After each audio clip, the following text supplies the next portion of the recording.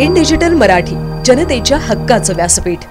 बदलापूर मुरबाड मतदारसंघात आज आमदार किसन कथोरे यांच्या वतीने रथसप्तमीचे औचित्य साधून सामूहिक सूर्यनमस्कार कार्यक्रमाचे आयोजन करण्यात आले होते। यावेळी अनेक विद्यार्थ्यांनी सूर्यनमस्कार घातले।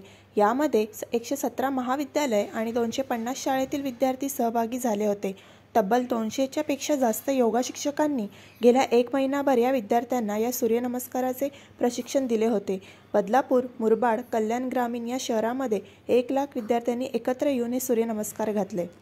देशाचे पंतप्रधान आदरणीय मोदी साहेब यांच्या स्वप्नातला भारत घडवणं हे खऱ्या अर्थाने विचार रथसप्तमीचं औचित्य साधून सूर्यनमस्कारांनी सुरुवात करून माझ्या मतदारसंघामध्ये, मुरबाड मतदारसंघामध्ये आपण हा कार्यक्रम आयोजित केला आहे। यामध्ये मुंबई विद्यापीठ, आमचे डॉक्टर कुकरेजा यांनी खूप मोठ्या प्रमाणात मेहनत करून आज हे संपूर्ण जवळजवळ 250 शिक्षक, काही ऑनलाईन, अशा 117 कॉलेजेस, 250च्या वर शाळा असतील।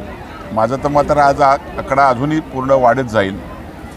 जवळजवळ 1 लाखापेक्षा अधिक विद्यार्थी आणि नागरिकांनी त्याच्यामध्ये सहभाग घेतलेला आहे आणि खऱ्या अर्थाने ही सुरुवात एक चांगल्या प्रकारची होते आणि चांगल्या प्रकारचं सूर्यनमस्काराची सुरुवात आज केल्यामुळं वर्ष हे चांगलं जाईल अशी मला विश्वास वाटतो।